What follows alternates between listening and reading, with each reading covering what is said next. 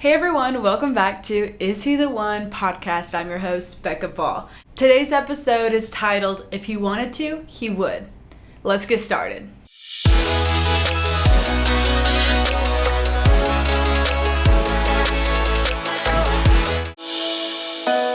Have you ever been single, ready to mingle, and the person you're talking to just keeps giving you mixed signals? Because if you are having this experience or have had this experience, you are not alone. If I could give anybody advice out there right now who may be talking to someone and you keep asking yourself, are they the one? And you are full of confusion, you're full of anxiety, I would tell you right now that that person is not the one. They're not the one for so many reasons. One of those reasons is that confusion is not of God. 1 Corinthians 14:33 says, "For God is not a God of confusion, but of peace." So if you are dealing with confusion when it comes to a potential relationship, ask yourself this. Would God bring you somebody in your life? Would God bring you a relationship that is founded on confusion? Do you wake up every day wondering if they're actually pursuing you? Are you waking up every day wondering if they actually like you or if they want a committed relationship with you?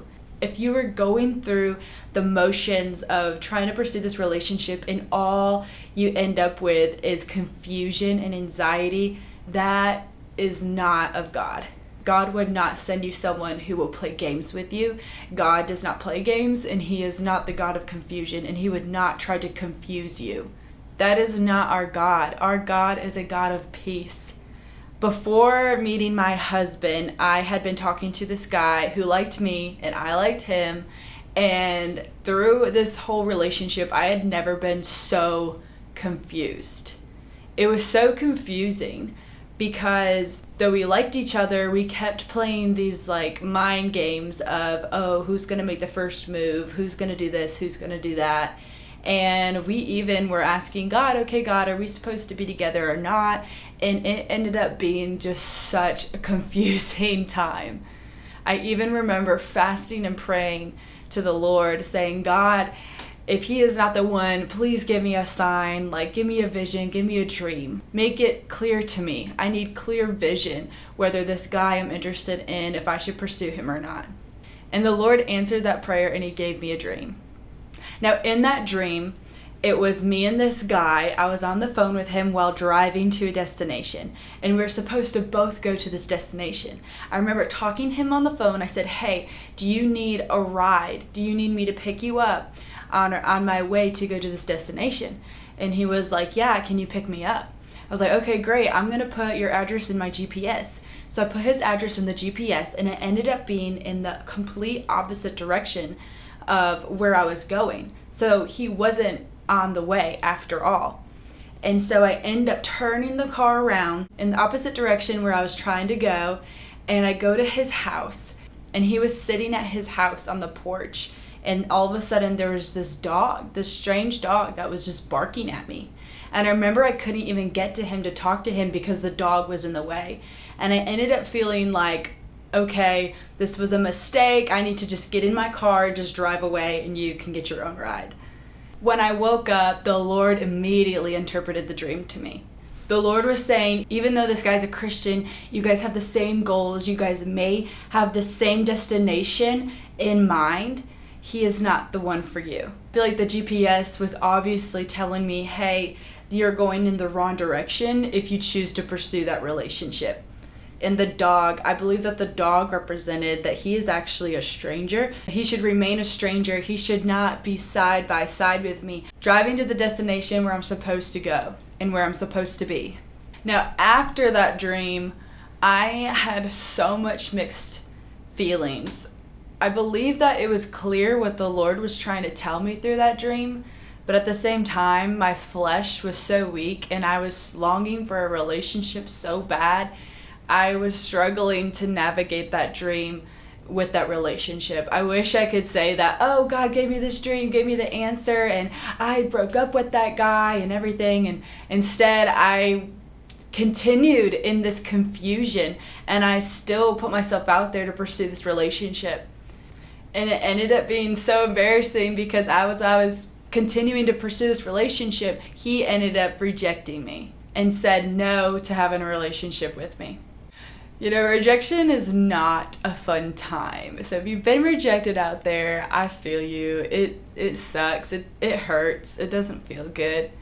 But looking back at that situation, oh man, that relationship would have it would have ended with so much heartbreak. It would have ended with so much baggage. I'm just so glad that that relationship never happened, because I know things now that would have torn me apart back then if that relationship had to have happened. But let's just say the saying that everybody says, that rejection is protection, that rejection was definitely protection for me. Going back to the title of this episode, if he wanted to, he would. I like to explain that in terms of pursuit. Going back to that relationship I was just talking about, during that confusing time, one of the biggest reasons why I was confused was because that guy would take steps towards me, but then never take that extra step in pursuing me. And some of you out there, you know exactly what I am talking about. And for those of you who don't, I'm going to try to explain it the best I can. It's not that this guy was like a bad guy and was trying to just play with my heart, was just trying to play with my mind. He actually had, I think, a lot of his own things going on that was keeping him from getting into a committed relationship. But he also did not tell me that at the time. So here I am thinking that this guy likes me and I like him and I'm trying to move this relation forward. Meanwhile, he's keeping up this huge barrier because he has his own personal stuff going on that he knows if he gets in a relationship with me, all that stuff is going to be exposed.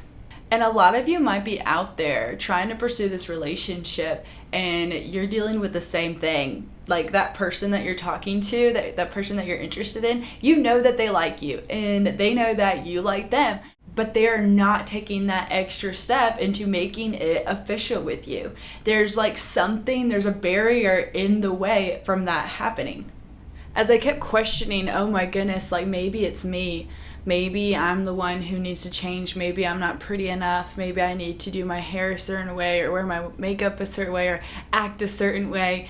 I kept looking at myself thinking I'm the problem, when in reality, he was the problem. He wasn't pursuing me because he did have his own stuff going on, meaning he wasn't the one for me, because if he was the one for me, he wouldn't allow any of that stuff to get in the way from being with me. I remember going to my dad for advice when it came to this specific relationship, and my dad told me, Becca, if a man really likes you and wants to pursue you, he will, and he will go the extra mile every single time. My dad said that a guy will drive over 5 hours just to be with you, just to see you. He will do anything just to be with you. He doesn't care if you're with your friends. He doesn't care if you're at work. He doesn't care if you're with your family. If you invite him over for family time, guess what? He's going to show up and he's going to be there. Even if he can't be with you alone, he just wants to be next to you. He just wants to see you. He just wants to be with you, no matter where and no matter what it looks like. If a guy is actually in pursuit of you, he's going to want to be friends with your friends. He's going to want to get in with your family. He's going to want to impress your parents. If the guy you're interested in has no intent of doing any of that, that's a really big red flag. Because if a guy really is pursuing you, he's going to be intentional. He's going to be intentional with your inner circle and with your outer circle. He's going to want to impress you in any way that he can. Talking about if he wanted to, he would, takes me back to the story in the Bible of Ruth and Boaz. Long story short, if you don't know the story of Boaz and Ruth, Ruth was a Moabite woman, which is a foreigner to Boaz and his people. And Ruth followed her mother-in-law to a foreign land, which just so happens to be Boaz's land, and she goes to take care of her mother-in-law. Meanwhile, Boaz sees her from afar, asks his servants, "Oh my goodness, who is this woman?" And then they tell him all about who she is and what she has done for her mother-in-law. And Boaz instantly had fallen in love with who she was. Not just her outer appearance, but also who she was, her character, and what she had done, which was her legacy and reputation, which was to love her mother-in-law even after a loss of her own husband. Thinking about this story, I put myself in Boaz's shoes, and he could have had any woman that he wanted. According to this story, it sounds like Boaz was such a wealthy man, and he was a man of power. He had servants, he had land, he had fields. He had just about anything. But he was in pursuit of someone specific. And when he found her, when he found Ruth, he knew that she was the one that he wanted to be with. And what did he do? He pursued her. He was intentional. Not only that, but he gave her things. He gave her grain. He purposely told his servants to lay some extra grain behind them while they worked so that Ruth can gather it up for herself. He also told Ruth to take breaks whenever she wanted to. Go get some water if you're thirsty. He spoiled her and he favored her. Boaz favored her. There was no question about it. I think when it comes to relationships in today's time, it can be very confusing when it comes to dating someone who's like really immature and someone who's mature. In other words, if you're a female and you're trying to find the one out there, you're trying to find the guy out there, it's very confusing when you date a boy instead of a man. Something that I learned a long time ago during this whole chapter of my life was boys take and men give. And I'm going to say that again, and I want you just to ponder on that. Ponder on that statement. Boys take and men give. Because that could not be any further from the truth. You see, Boaz, he did not take from Ruth. He did not mess with her. He did not play mind games with her. Instead, he saw her and he blessed her. And some of you girls out there are talking to these little boys who are only taking from you. They're taking your time, they're taking your energy. Some of them might even be carrying this victim mentality. And here you are trying to pour into them, and you're trying to love them, and you're trying to get them to rise up like the man of God that they're supposed to be. But it's not working because they're too busy being little boys. And statistics say that men are actually more ready for marriage when they're about 27 to 30. So if you're dating anybody who's like 25 and younger, unless they are like spiritually mature, good luck. But if you are dating a guy who is 25 and younger and they're spiritually mature, that is awesome. If you can see that they are a man of God and they are pursuing you, that is amazing and that is awesome for you.